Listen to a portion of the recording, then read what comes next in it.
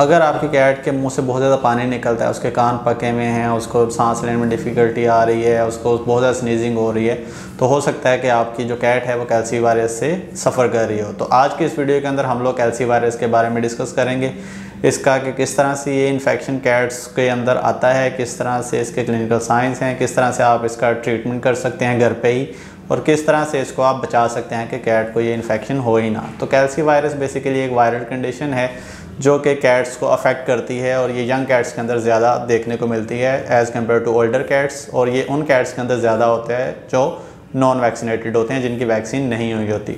तो इसके ये इन्वायरमेंट से आ जाता है। जो आपकी जो कैट है, अगर किसी ऐसी कैट के पास गई है जिसकी वैक्सीनेशन नहीं हुई हुई या उसको इन्फेक्शन है, तो आपकी कैट को वो इन्फेक्शन दे सकती है। या समटाइम कैट जब ये वायरस होता है तो कैट स्नीजिंग करती है, छींकती हैं, तो सांस के थ्रू भी होता है। अगर आपकी कैट काफ़ी डिस्टेंस पे है, क्लोज कॉन्टैक्ट नहीं है, फिजिकल कॉन्टैक्ट नहीं है, या उसके बर्तन से खाना नहीं खाया, या उसके साथ कोई क्लोज कॉन्टैक्ट नहीं है, तो वो स्नीजिंग के थ्रू एयरबॉर्न ये इन्फेक्शन भी है कि वो स्नीज़ करेगी, वायरस जो है एयर के थ्रू ट्रैवल करके आपकी कैट को अफेक्ट कर सकता है। तो ये तो है कि इसके रूट ऑफ ट्रांसमिशन कि आपकी बिल्ली को ये वायरस मिलेगा कहाँ से।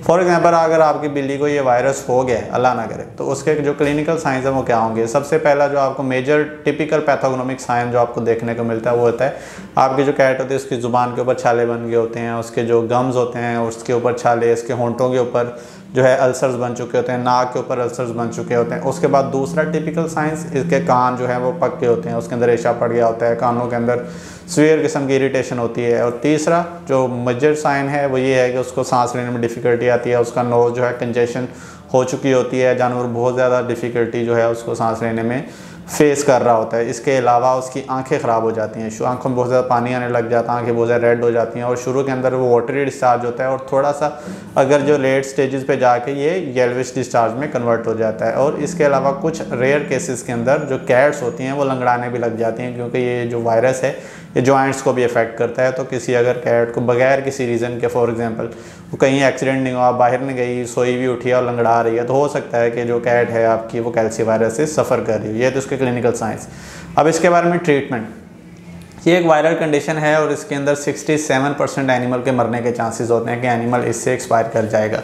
इसकी जो प्रिवेंशन, इसका जो ट्रीटमेंट है, अगर आपकी कैट खाना पीना सही खा रही है, कोई और वॉमिटिंग डायरिया नहीं है, तो आपकी जो मेडिसिन हैं आपको हम लोग अलियान वेटनरी हॉस्पिटल पे घर पे लिख के दे देंगे। आपको कुछ मैनेजमेंटल टिप्स देंगे जिससे आपकी जो कैट है घर में ही ठीक हो जाए। फॉर एग्जांपल हमने कुछ एंटीबायोटिक्स आपको प्रिस्क्राइब करनी होंगी ताकि कोई सेकेंडरी बैक्टीरियल इन्फेक्शन आपकी जो कैट है उसको ना स्टार्ट हो जाए, कोई और मसला ना स्टार्ट हो, कम्प्लिकेट ना हो जाए इन्फेक्शन।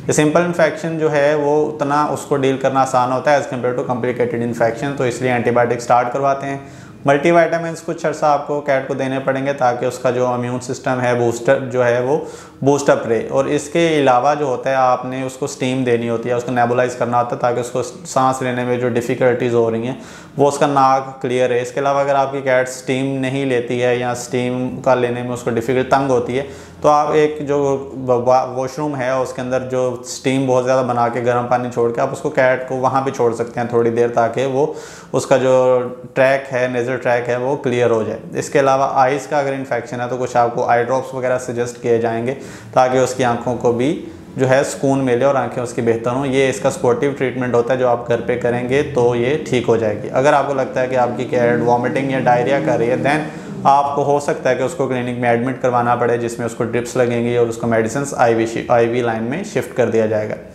इस बीमारी से आप बचा कैसे सकते हैं अपनी कैट को। इस बीमारी से बचने के बहुत ही जो सिंपल तरीका ये है कि अपनी कैट को वैक्सीनेट करवाएं, उनको टाइम पे वैक्सीनेट कराएं। 2 महीने की जब आपकी बिल्ली हो जाए तो उसको पहला वैक्सीन का शॉट लगवाएं, फिर 21 दिन के बाद दूसरा, और इसी तरह हर साल उसको एक बूस्टर लगेगा जो कि उसको इस बीमारी से बचा के रखेगा, को बॉडी के अंदर इम्यूनिटी डेवलप रहेगी। इसके अलावा अगर जो दूसरी कैट्स हैं उनसे थोड़ा सा डिस्टेंस मेंटेन करें।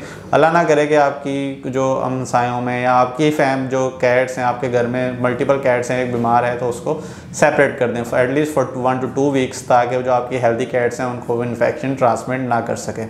तो ये तो इसके बचने के कुछ तरीके हैं। जो उनके फूड बाउल्स डिफरेंट करने होते हैं और सारा इन्वायरमेंट आपने उसको डिफरेंट कर दें। ये वायरस बहुत डेलिकेट सा जो है ये कुछ अर्सा ही इन्वायरमेंट के अंदर ज़िंदा रह सकता है। अगर उसको मॉइस्ट इन्वायरमेंट मिले तो ज़्यादा टाइम निकालता है, बट ये बहुत जल्दी डिस्ट्रॉय हो जाता है। तो ये इसका एक वायरस का प्लस पॉइंट है। होपफुली आपको ये वीडियो काफ़ी इन्फॉर्मेटिव लगी होगी। अगर आपका इस टॉपिक के रिलेटेड कोई भी क्वेश्चन हो तो काइंडली कमेंट बॉक्स में कमेंट करें या हमें इंस्टाग्राम पे DM करें। Thank you very much. अल्लाह हाफ़िज़।